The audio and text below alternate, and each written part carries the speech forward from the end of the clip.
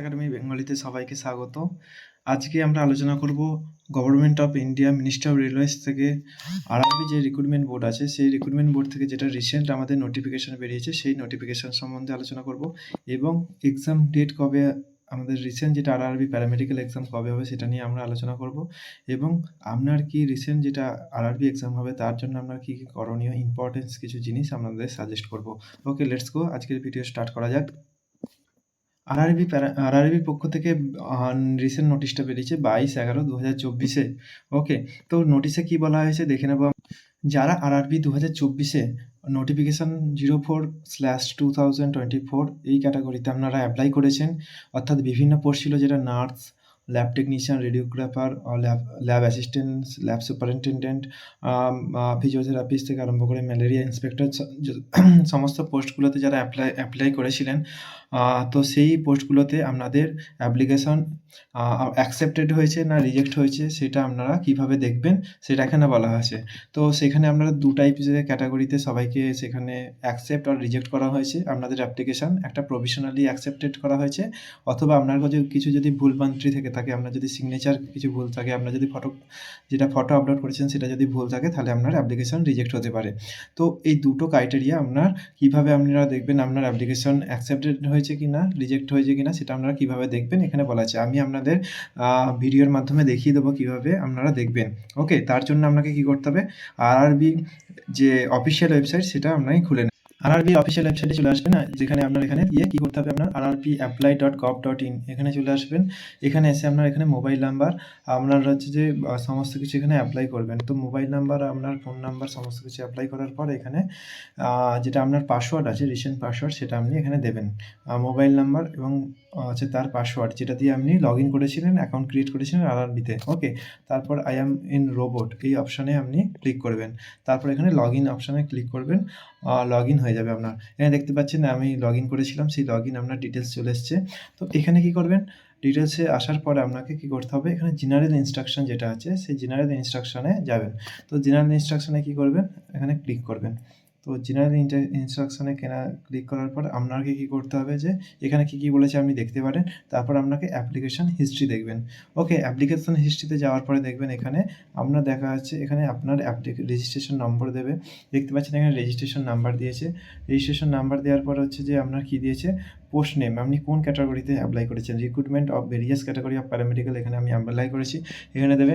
এবং আপনার application status দিয়েছে কি, আপনি প্রভিশনালি অ্যাকসেপ্টেড, অর্থাৎ আপনার অ্যাপ্লিকেশান আপনার অ্যাকসেপ্ট করা হয়েছে এবং দেখা যাচ্ছে আপনার এখানে পেমেন্ট সাকসেস এবং মডিফিকেশান স্ট্যাটাস সাকসেসফুলি আপনি মডিফাই করেছেন।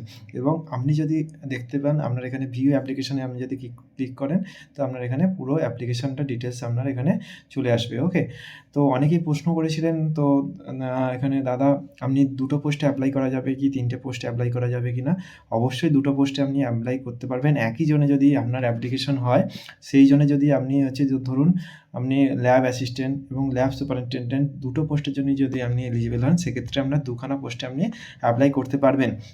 তো এখানে আমি দুখানা পোস্টের জন্য অ্যাপ্লাই করেছিলাম। দেখতে পাচ্ছেন, দেখুন এখানে হচ্ছে যে ক্যাটাগরি নাম্বার 14 আর ক্যাটাগরি নাম্বার 7, অর্থাৎ একটা ল্যাব অ্যাসিস্ট্যান্ট এবং ল্যাব সুপারিনটেনডেন্ট। ল্যাব সুপারিনটেন্ডেন্ট ছিল ক্যাটাগরি 14 এসিআর, সেটা সাউথ ইস্টার্ন রিজিয়নে ছিল, সেখানে আমি অ্যাপ্লাই করেছি। এবং ক্যাটাগরি 7 যেটা আছে ইস্টার্ন রিজিয়নে ছিল, সেটা আমি অ্যাপ্লাই করেছি। অর্থাৎ এখানে অ্যাকসেপ্ট করা হয়েছে, মানে আমি এখানে আপনাদের সমস্যার সব হচ্ছে অ্যান্সার আপনি পেয়েছেন। এখানে দুখানা পোস্টে আপনি অ্যাপ্লাই করতে পারবেন, এটা আপনি, এবং সেটা অ্যাকসেপ্ট হয়েছে কার দ্বারা, না আরআরবি দ্বারা অ্যাকসেপ্টেড হয়েছে। ওকে, অর্থাৎ আপনি যদি তিনটে পোস্টের জন্য এলিজিবল হতেন, তিনখানা পোস্টের জন্য যদি আপনি অ্যাপ্লাই করতেন, সেক্ষেত্রে আপনার অ্যাকসেপ্টেড হতো। এক্ষেত্রে যদি আপনি ফার্মাসি কোর্স করে থাকতেন, ল্যাব টেকনিশিয়ানের কোর্স করে থাকতেন, বা রেডিওগ্রাফার 3-4টে পোস্টের জন্য আপনি যদি কোর্স করে রাখতেন, তো অতগুলো পোস্টের জন্য আপনি একই রিজিয়নে, যদি কলকাতা রিজিয়নে করে থাকতেন, তো কলকাতা রিজিয়নের ক্ষেত্রে প্রত্যেকটা পোস্টের জন্য আপনি এলিজিবল হতেন এবং প্রত্যেকটা পোস্টের জন্য আপনি অ্যাপ্লাই করতে পারেন। এরকম না যে আপনি যে কোনো একটা পোস্টের জন্য এলিজিবল, বাকিগুলোর জন্য এলিজিবল না। তো এক্ষেত্রে কি, আরআরবির পক্ষ থেকে একটা কথাই বলা হয়েছিল, আরআরবিতে বলা হয়েছিল যে কি বলা হয়েছিল না আপনি ডিফারেন্ট জোনে আপনি অ্যাপ্লাই করতে পারবেন না, যে কোনো একটা জোনেই আপনাকে অ্যাপ্লাই করতে হবে ডিফারেন্ট পোস্টে। আর একটা আসি এক্সামের কথায়, এক্সাম কবে হবে? আরআরবির পক্ষ থেকে জানানো হয়েছে একটা, এখনও অফিসিয়ালভাবে জানানো হয়নি। তো একটা শর্ট নোটিশ টাইপের কিছু দেখা গিয়েছিল যে কবে এক্সাম হতে পারে, তো সেটা অথরাইজড কিনা আমি বলতে পারবো না। এখানে বলা হয়েছে মার্চ মাসের দিকে, মার্চের দিকে হতে পারে। কিসের দিকে? মার্চ মাসের দিকে, মার্চ 2025-এর দিকে আপনার এক্সাম হতে পারে। ওকে, মার্চ 2025-এর দিকে প্যারামেডিক্যাল ডিফারেন্স যে আপনার নার্সিং বলো, যেটা ল্যাব অ্যাসিস্ট্যান্ট বলো, ল্যাব সুপারিনটেনডেন্ট বলো, সমস্ত পোস্টের জন্য মার্চ 2025-এ আপনার এক্সাম হতে পারে। আর কি এখানের জন্য আপনি প্রিপারেশন কীভাবে নেবেন? প্রিপারেশনে আপনি জানেন 70% মার্কস কিসে ছিল না, 70% মার্কস আপনার হচ্ছে সাবজেক্টিভ মার্কস। তো সাবজেক্ট ভালোভাবে পড়তেই হবে, সাবজেক্টিভ। আর দেন আর কি করতে হবে না, 30% মার্কস কিস থেকে আসে, 30% যেটা আছে 30% মার্কস আপনার যেটা থেকে আসে আপনার যেগুলো non technical part. Non technical মধ্যে আপনার কী কী ছিল না, নন টেকনিক্যালের মধ্যে আপনার ম্যাথ আর রিজনিং, ম্যাথ প্লাস রিজনিংয়ের কত ছিল 10, দুটো মিলিয়ে আপনার 10 নাম্বার আসবে। তো 10th স্ট্যান্ডার্ডের যে ম্যাথ রিজনিং আছে সেগুলো আপনাকে করতে হবে।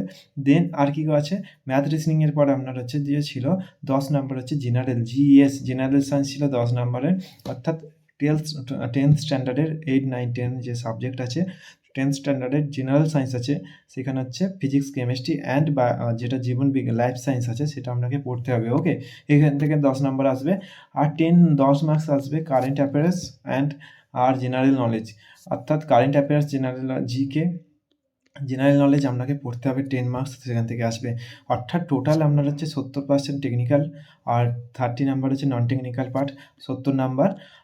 কোথা থেকে আসবে না, 70 মার্কস আমরা আসবে যে টেকনিক্যাল পার্ট থেকে, আর 30 মার্কস আসবে আপনার নন টেকনিক্যাল পার্ট থেকে। ওকে, নন টেকনিক্যাল পার্ট থেকে 30 মার্কস। এগুলো আপনাকে ভালো করে পড়তে হবে, প্রিপারেশন নিতে হবে। যারা প্রিপারেশন নিতে চাও তারা হচ্ছে যে আর মক টেস্ট দিতে চাও তারা হচ্ছে আমাদের mock test, ongoing mock test, different types of mock test আমাদের চলছে। তো ডেসক্রিপশনে দেওয়া হচ্ছে আপনার নাম্বারে যোগাযোগ করতে পারেন মক টেস্ট বা প্রিপারেশান নেওয়ার জন্য। তো নতুন ব্যাচ আছে জানুয়ারির 1 তারিখ থেকে চালু হচ্ছে, সেখানে জয়েন হতে পারেন, বা অনগোয়িং যে ব্যাচ আছে সেখানে জয়েন হতে পারেন। আর মক টেস্টের জন্য আলাদা প্রতিদিন একটা করে মক টেস্ট দেওয়ার জন্য সেখানে ব্যাচ আছে, সেখানে জয়েন হতে পারেন। আর যারা হচ্ছে যে কীভাবে প্রিপারেশান নেবেন আরেকটা জিনিস বলে রাখি আপনাদের জন্য। তো প্রিপারেশান নিতে গেলে ভালো করে বুকগুলো ফলো করো, এবং দেন বুকগুলো ভালো করে ফলো করার পর দেন আপনি হচ্ছে কোশ্চেন এমসিকিউ সেট প্র্যাকটিস করুন। এমসিকিউ সেট প্র্যাকটিস করলে তবেই আপনি ওখানে সফলতা পাবেন। কাট অফ নিয়ে আমি একটু কথা বলি, কাট অফ কত যেতে পারে? কাট অফ সবার জন্য হচ্ছে যে কাট অফ কত যেতে পারে? কাট অফ যদি বলতে পারেন, কাট অফ যেখানে যারা ল্যাবরেটরিতে আছেন, ল্যাবের ক্ষেত্রে বা অন্যান্য সবের ক্ষেত্রে অ্যাভারেজ এখন কম্পিটিশনের বেসিসে কোশ্চেনের উপর অবশ্যই ডিপেন্ড করবে। যদি ল্যাবের যারা আছে, ল্যাব সুপারিনটেনডেন্ট, এলএসের ক্ষেত্রে, কলকাতা জোনের কথা বলছি, এলএসের ক্ষেত্রে সেখানে আপনার হচ্ছে ল্যাব সুপারিনটেনডেন্টের ক্ষেত্রে জেনারেলে যাবে 80 to 85 মার্কস। ওকে, আপনি যদি 85 মার্কস পর্যন্ত পেতে পারেন তাহলে আপনি সিলেক্ট হতে পারেন ল্যাব সুপারিনটেনডেন্ট পোস্টে, সেখানে আমাদের আরআরবিতে। ওকে, আর হচ্ছে ল্যাব অ্যাসিস্ট্যান্ট এর ক্ষেত্রে আপনার কত আপনি পেতে পারবেন, তাহলে আপনার সিলেকশন হবে। এর ল্যাব অ্যাসিস্ট্যান্টের ক্ষেত্রে আপনাকে পেতে হবে মিনিমাম হচ্ছে 78 to 80। ওকে, 78 থেকে 80 আপনাকে পেলে আপনি সিলেক্টেড হবেন কিসে না, ল্যাব অ্যাসিস্ট্যান্টের ক্ষেত্রে, আরআরবির ক্ষেত্রে। এটা একটা হচ্ছে যে সম্পূর্ণ একটা প্রবাবিলিটি। আপনাকে এটা মার্কসটা কাট অফ কমতেও পারে, বাড়তেও পারে, এটা ডিপেন্ড করছে কোশ্চেনের হার্ডনেসের উপর, নাম্বার অফ ক্যান্ডিডেটসের ওপর। কারণ এবারে নাম্বার অফ ক্যান্ডিডেট অনেক বেশি। আগেরবারে ল্যাব অ্যাসিস্ট্যান্ট কলকাতা জোনে সেখানে 65 মতো কাট অফ গিয়েছিল, 65 তার হচ্ছে আশেপাশে। এবারে কাট অফ অনেক বাড়তে চলেছে, এবারে নাম্বার অফ ক্যান্ডিডেট অনেক বেশি। আরও কিছু কোশ্চেন যদি কারো ক্ষেত্রে জানার থাকে অবশ্যই কমেন্ট বক্সে কমেন্ট করুন, আমি যথাসাধ্য রিপ্লাই করার চেষ্টা করব। আর যারা প্রিপারেশান নিতে চাইছেন আমার কন্ট্যাক্ট নাম্বারে কন্ট্যাক্ট করতে পারেন, এবং আমি ডিটেলস জানিয়ে দেবো কীভাবে আপনি প্রিপারেশান নেবেন এবং কীভাবে আপনি সামনে এগিয়ে যাবেন।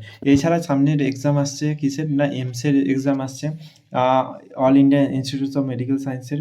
প্রত্যেকটা প্রায় 25খানা যে আমাদের এইমস আছে, সে 25টা এইমসের জন্য বিভিন্ন টাইপসের ভ্যাকেন্সি যেগুলো আছে সেগুলো ফুলফিল করার জন্য সামনে এক্সাম আসছে। তার সঙ্গে ইএসআই যেটা হচ্ছে সেন্ট্রাল ইএসআই এর যে ভ্যাকেন্সি আছে বিপুল পরিমাণে, তারও ভ্যাকেন্সি আসতে চলেছে। তো সেই দিক থেকে মাথায় রেখে এখন থেকে ভালো করে সবাই পড়াশোনা করো, দেন আপনি সফলতা অবশ্যই পাবেন।